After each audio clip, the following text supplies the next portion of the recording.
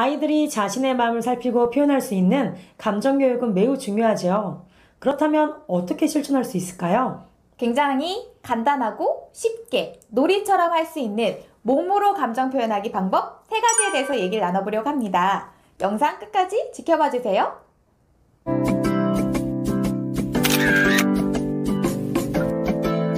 안녕하세요. 쭈쭈쌤과 가필드쌤의 신규쌤 상담소입니다.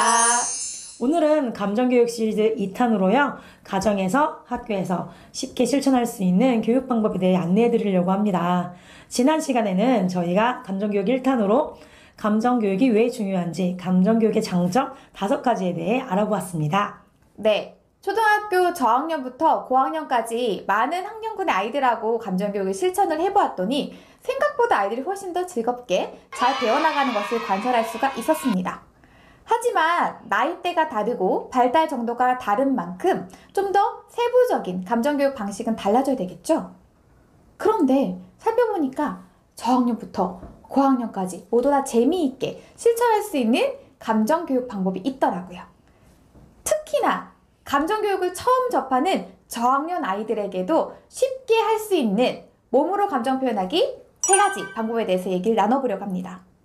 가필드쌤, 저학년 담임을 하면서 아이들이 아무리 어려도 감정교육이 참 필요하구나 라고 생각했던 경험이 있으신가요? 네, 제가 아이들과 감정 나누기를 처음 이렇게 해보려고 했을 때요. 여러분 오늘 감정이 어떠한가요? 라고 질문을 했더니 대부분의 저학년 아이들이 좋아요, 나빠요, 잘 모르겠는데요. 이렇게 표현하는 경우가 되게 많았어요. 맞아요. 그래서 아이들에게 감정에 대한 걸 잘 알려주는 것이 정말 중요하겠구나라는 생각을 하게 되었습니다. 네, 감사합니다. 아이들이 어릴수록 자신의 마음을 표현하는 걸 굉장히 어려워하죠. 예를 들어서 어떤 순간에 본인이 굉장히 불편하고 싫었어요. 그런데 그거를 진짜 싫은 건가? 안 싫은 건가?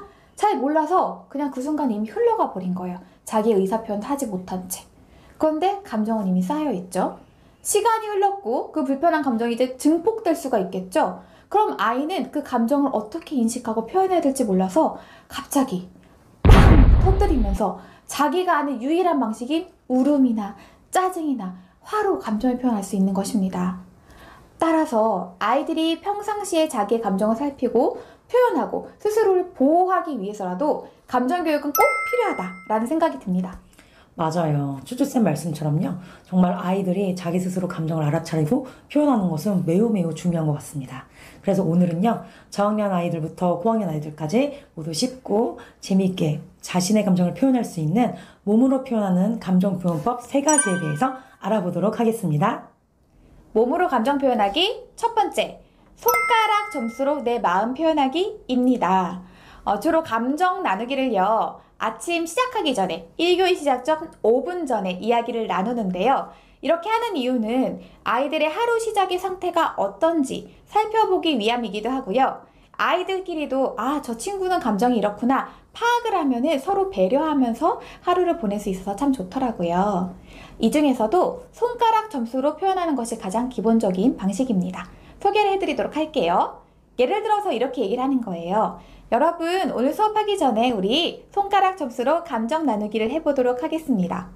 예를 들어서 내가 오늘 기분도 좋고 아주 건강하고 힘도 난다 하면은 나는 힘도 없고 몸도 아프고 기분도 안 좋다 이러면 1점, 가운데면 2, 3, 4점이 되겠죠? 라고 설명을 해주는 거예요. 그런 다음에 처음이라면 예시를 들어주는 게 좋겠죠? 예를 들어서 여러분, 선생님은요 사실 어젯밤에 체해가지고 잠을 잘 못 잤어요. 그리고 할 일도 많아가지고 좀 피곤해가지고 3점 하려고 했는데 여러분이 지금 미소를 지으면서 선생님의 이야기를 경청하니까 기분이 좋아져서 4점으로 할래요. 여러분도 이렇게 해볼 수 있을까요? 라고 안내를 하는 것이죠. 그런 다음 바로 표현하라고 하면 아이들이 굉장히 당황할 수 있기 때문에 잠깐 눈을 감고 심호흡을 하면서 본인의 몸과 마음을 느껴볼 시간을 갖게 합니다. 한번 해보도록 할게요. 가필드쌤, 지금 잠깐 눈 감고 심호흡하면서 몸과 마음을 한번 느껴보도록 하겠습니다. 네. 자, 차분하게 느껴보시면서 내 상태가 지금 어떤지 점수가 결정이 되면 눈을 떠주시기 바랍니다. 네, 한번 이야기 들어볼게요. 하나, 둘, 셋! 뿅! 4점이네요. 가필쌤 혹시 왜 4점인지 이유를 얘기해 주실 수 있을까요? 네. 사실 지난주에 되게 일이 많아가지고요. 엄청 많이 피곤했거든요. 그래서 좀 컨디션이 좀 아주 좋은 편은 아니어서 3점 줄까 2점 줄까 고민을 하고 있었는데 이렇게 오늘 즐겁게 유튜브 촬영도 하고 추추쌤과 함께 하다 보니까 에너지를 얻어가지고요. 4점을 주었습니다. 네, 감사합니다. 이렇게 가필쌤이 이야기하신 것처럼 아이들도요. 하나, 둘, 셋! 뿅! 하고 서로가 몇 점이 쭉 살펴보는 거예요. 그리고 이유를 말하고 싶은 친구들만 간단하게 얘기를 합니다. 왜냐하면 어떤 친구는 감정 표현을 하긴 했지만 그 이유에 대해서 구체적으로 말하고 싶지 않을 수 있잖아요. 그래서 원하는 친구들만 얘기를 하고요. 또한 주의해야 될 점이 있어요. 어떤 아이들이 1점! 이렇게 해가지고 교사 입장에서 좀 걱정스러울 수 있는데 이거에 대해서 어머 준서님 어떻게 월요일 아침부터 1점이에요. 좀 힘 좀 내보세요. 이렇게 아이들의 감정 상태를 바꾸려고 한다면 아이들은 그게 뭐 마음이 좀 불편할 수가 있겠죠. 차라리 그럴 때에는 여러분 혹시 우리가 감정 표현을 했는데 선생님한테 좀 도움을 요청하거나 힘들다라고 하면 언제든지 와서 이야기를 해주세요 라고 열린 결말로 감정 나누기를 마무리하는 것이 훨씬 더 안전하고 좋습니다. 몸으로 감정 표현하기 두 번째, 손 간격으로 내 마음 표현하기입니다. 5점으로 표현하는 것이 익숙해지면요. 좀 더 디테일하게 아이들의 감정의 폭을 표현할 수가 있게 돼요. 그 방법을 다시 한번 설명해 드릴게요. 먼저 내가 너무 지금 몸 상태가 좋고 에너지가 넘친다. 그러면요. 이렇게 넓게 표현해 주시고요. 점점점 좁아질수록 현재 너무 몸이 힘이 없고 좀 컨디션도 안 좋고 마음이 안 좋다. 이런 걸 표현하는 거거든요. 만약에 교실이 좀 넓은 공간이라면 이렇게 가로로 넓게 표현할 수 있을 거고요. 조금 아이들과 좀 부딪힐 것 같다. 그러면은 세로로도 표현할 수도 있습니다. 그럼 직접 저희가 보여드릴게요. 추추쌤, 지금 마음 상태가 어떤지 좀 표현해 주시겠어요? 네, 저는요. 이만큼 표현할래요. 그런데 이렇게 하면은 가필쌤을 칠 것 같으니까 세로로 표현하도록 하겠습니다. 그렇다면 혹시 왜 이렇게 표현해 주셨는지 얘기해 주실 수 있을까요?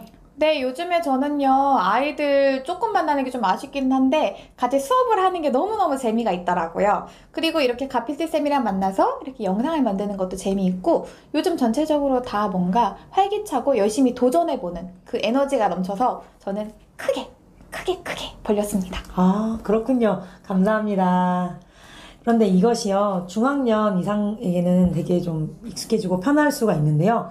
사실 저학년 아이들은 조금 처음에 어려워할 수가 있어요. 그래서 선생님 저는 기분이 좋긴 한데 뭐 이만큼 표현해야 될지 이만큼 표현해야 될지 잘 모르겠어요 라고 말하는 경우가 있거든요.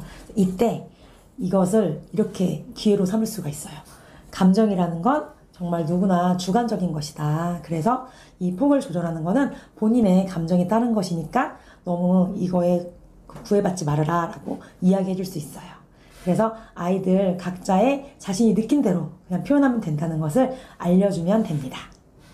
네. 몸으로 감정 표현하기 세 번째, 몸의 크기와 높이로 감정 표현하기입니다.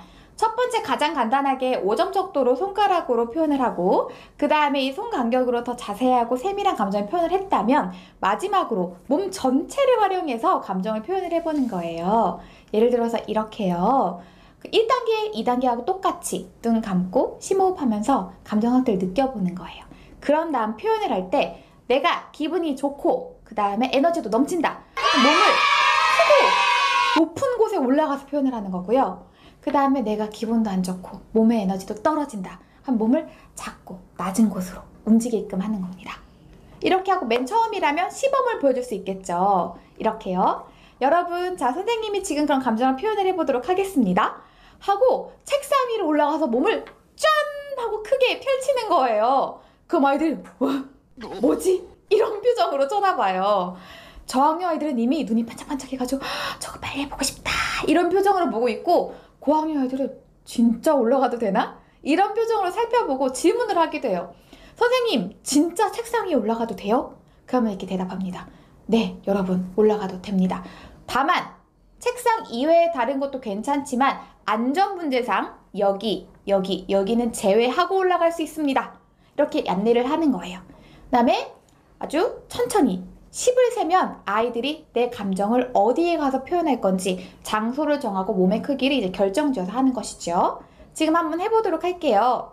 가필드쌤, 저희가 지금 촬영 중이라 어디 이동을 할 수는 없지만 지금 이 자리에서 몸으로 감정을 표현하겠다면 어떻게 나타내고 싶으신가요?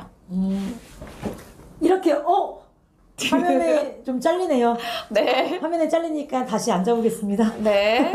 네, 좋습니다. 이런 식으로 크게 표현을 해볼 수가 있겠죠. 또는 작게 표현할 수도 있고요. 이걸 하다 보면요, 아이들이 굉장히 놀이처럼 재미있게 표현을 해서요, 저학년이든 고학년이든 아주 부담 없이 즐겁게 참여할 수 있어서 정말 추천드립니다.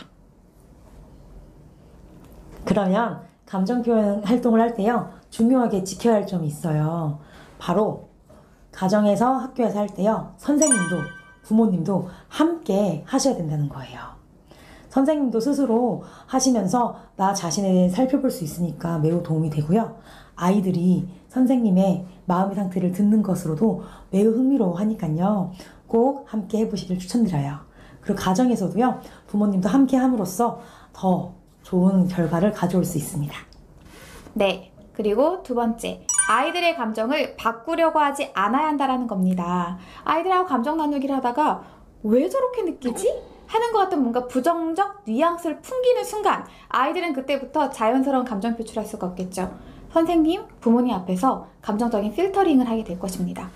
하지만 우리는 사람이고요. 다양한 감정을 느끼는 건 자연스러운 것이지요.